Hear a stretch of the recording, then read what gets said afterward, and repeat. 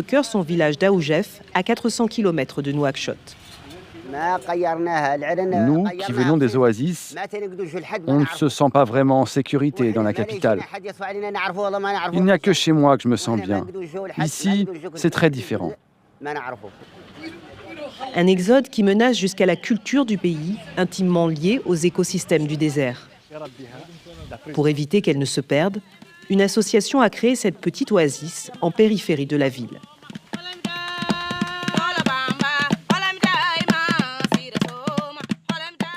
Un musée vivant, une façon de remettre la culture mauritanienne au cœur de son environnement. Le palmier est là, il est présent. La vie oasisienne, elle est présente. Tous les objets ici sont là. C'est menacé, c'est notre patrimoine, il faut le conserver. Et c'est extrêmement important pour nous de faire revivre notre culture et de faire revivre les écosystèmes. Une volonté affichée aussi par l'État mauritanien. En 5 ans, le gouvernement a créé 1400 hectares d'oasis pilotes pour enrayer l'avancée du sable et permettre aux arbres, comme aux hommes, de faire face au désert.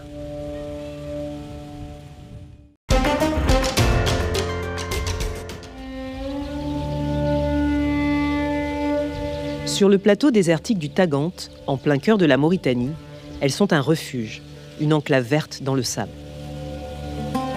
Depuis des siècles, les oasis forment une forteresse naturelle face au climat extrême. À l'image de celle de Tidjikja, les oasis sont surtout le principal lieu de culture des joyaux du désert, les dattes. Vous voyez les sacs de protection qui sont sur les régés. Ces sacs-là servent pour protéger les régés contre la poussière, les oiseaux.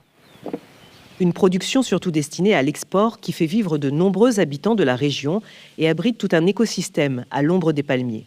Vous avez ce qu'on appelle les cultures sous palmiers.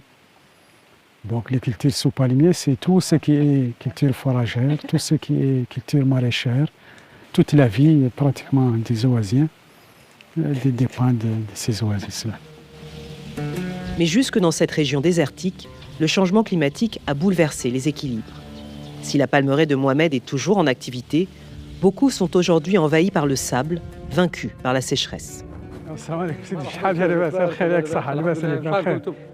Un crève-cœur pour les anciens de la région. Ce n'est plus l'oasis que je connaissais pendant mon enfance. J'ai vécu ici mon enfance, il était une forêt. Tous les gens qui venaient de tous les horizons pour boire de l'eau douce et manger encore des dattes délicieuses. Et maintenant, il n'y a plus de dattes ici, il n'y a plus d'eau ici. La faute à une nappe phréatique de plus en plus basse par manque de pluie pour la recharger. Un arrêt de mort pour de nombreux palmiers, très consommateurs en eau. En moyenne, chaque arbre a besoin de 200 litres par jour. On avait des puits de 8 mètres, 9 mètres, 10 mètres. Aujourd'hui, par exemple, nous ne pouvons plus espérer avoir de l'eau que sur 100 mètres, 120 mètres. Aujourd'hui, 70% de l'oasis aurait déjà disparu, selon Mohamed. Une menace existentielle pour la ville voisine de Tidjikja, fondée au XVIIe siècle et autrefois prospère. Et donc ça a provoqué, bien entendu, l'exode surtout de la jeunesse qui travaillait dans les palmeries vers les grands centres urbains, Nouakchott, Nouadhibou, dans le cherche de travail.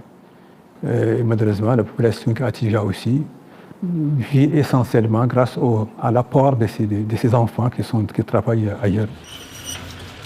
En témoigne la capitale, Nouakchott, dont la population a triplé en 20 ans pour dépasser le 1,5 million d'habitants.